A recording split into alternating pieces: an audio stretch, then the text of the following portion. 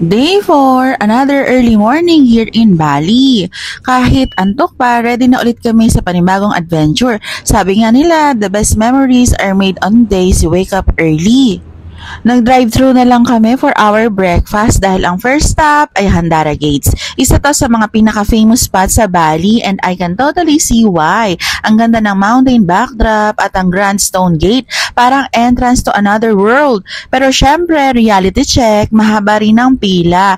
Pero worth it naman kasi once nakatayo ka na sa gitna, mararamdaman mo yung energy ng lugar. Calm pero powerful.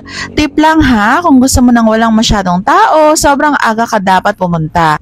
Medyo puyat pa dahil uminom pa kami sa Mamo Restaurant Cafe dito sa Bali, Indonesia. Next destination, Ulundanu Beratan Temple. Dito, nag-rent muna kami ng traditional Balinese clothes. And super ganda ng feeling kasi parang naging part ka ng culture nila. Yung temple na nasa gitna ng lake, napaka-serene, halos parang lumulutang sa ulap kapag may fog.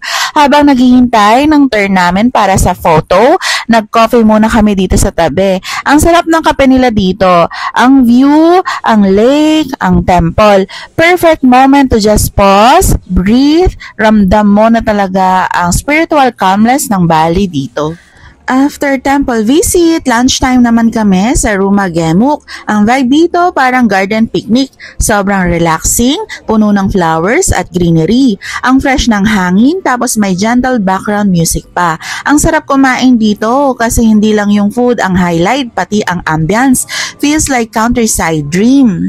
After lunch, Ubud Palace and Ubud Market naman kami. Sobrang daming tao. As in siksikan, wala ako masyadong video pero nag-enjoy naman ako. Siningit na rin namin ang Sean Tea at Pison. Masarap ang matcha tea and mag-snack dito. Day 5, last full day na namin dito sa Bali before our flight back to Manila.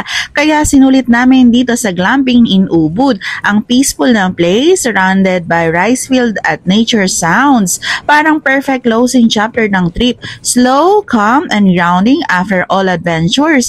Dito ako nagkaroon ng moment to just reflect sa lahat ng lakad, tawa at init ng araw. Na-realize ko, Bali isn't just about the places you see. It's about the energy you feel, yung healing, yung gratitude at connection mo sa sarili mo habang nagta-travel.